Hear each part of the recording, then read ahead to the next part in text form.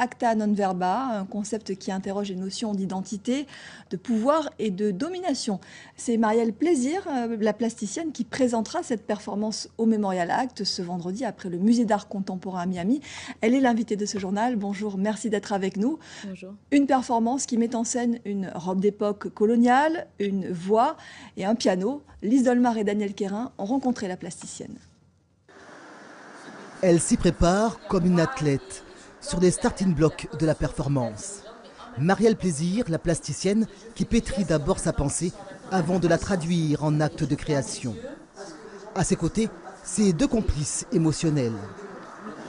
À l'intérieur de ce sac, une robe bien particulière, une étoffe au vert foncé de l'histoire. Un vêtement de l'époque coloniale qui incarne aux yeux de l'artiste les notions de domination et de pouvoir. Acta non verba, agir et non parler, c'est ce propos qu'elle nous propose. Une performance qui critique l'atmosphère sociale actuelle, un habit qu'elle portera le jour J.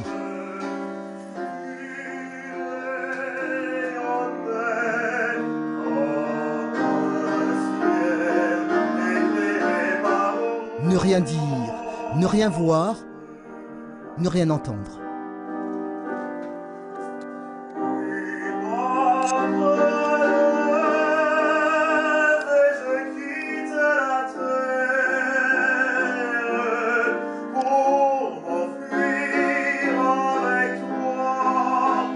Agir, faire et dénoncer. Je pense qu'on est dans un espace-temps où on ne dénonce pas assez les choses. On ne dénonce pas les principes de domination alors qu'on est entouré de ça, que ce soit dans l'éducation, que ce soit politiquement, que ce soit socialement. Je pense qu'on vit vraiment dans un monde de domination. Et pour le crier, elle s'expose et fait silence en elle.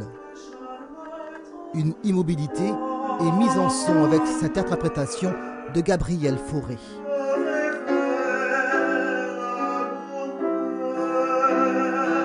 Je propose Acta non verba comme performance dans les lieux institutionnels, dans les grands musées, aujourd'hui au Memorial Act. Et pour moi, c'est une façon de dénoncer les choses sur mon territoire. Une dénonciation qui aura lieu ce vendredi 20h au Memorial Act, lorsque l'habit ne fait en rien le moine. Marielle Plaisir, comment est né ce projet que vous avez déjà eu l'occasion de présenter aux États-Unis, les États-Unis où vous vivez d'ailleurs? En fait, le projet est né depuis 2011-2012. En fait, ça fait quelques années déjà que je travaille sur le principe de domination, pouvoir et préjudice. Et là, je pense que j'ai avancé un petit peu plus dans le processus artistique puisque je me mets en scène. Je ne suis pas une performeuse, je suis plutôt une plasticienne avec ses pinceaux et ses installations. Et là, je me mets en scène parce que je dois le faire et que c'est dans le processus de création. Alors justement, vous vous éloignez complètement de ce à quoi vous avez l'habitude de vous confronter, hein, comme vous dites, vos pinceaux, vos toiles.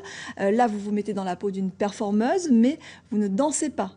Non, je ne danse pas. Je suis statique. En fait, je porte la robe coloniale. J'endosse la posture des classes dirigeantes. Et je dénonce.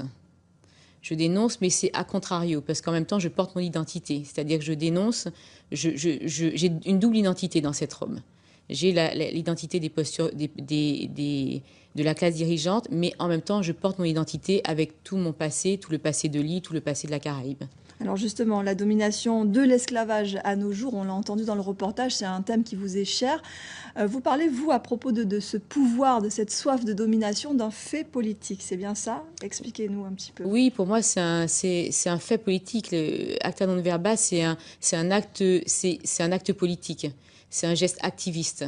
Donc, je m'appuie beaucoup sur Pierre Bourdieu, qui est un grand philosophe, et qui dénonçait justement, durant 20 ans, il a dénoncé justement cette société qui est formée sur une pyramide et pour laquelle, à la base, il y a une tête qui impose finalement son pouvoir. Donc ce sont les sociétés capitalistes dans lesquelles nous vivons.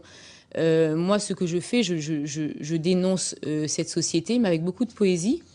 Parce que là, je me fais accompagner d'un ténor, d'une très belle voix, de Jean-Michel Lesdel. Et mon discours, finalement, est politique, activiste, mais je le dis avec beaucoup de poésie. Voilà, et ça sera donc une première. En Guadeloupe, ce sera, vous me le disiez tout à l'heure, vous me le confiez, peut-être la dernière. Donc, il est important de venir vous voir. Ça sera demain, donc, au Memorial Act. Oui, à 20h, et l'entrée est libre. Merci beaucoup, Marielle Plaisir, d'être venue nous parler de ce nouveau projet ACTA Non Verba.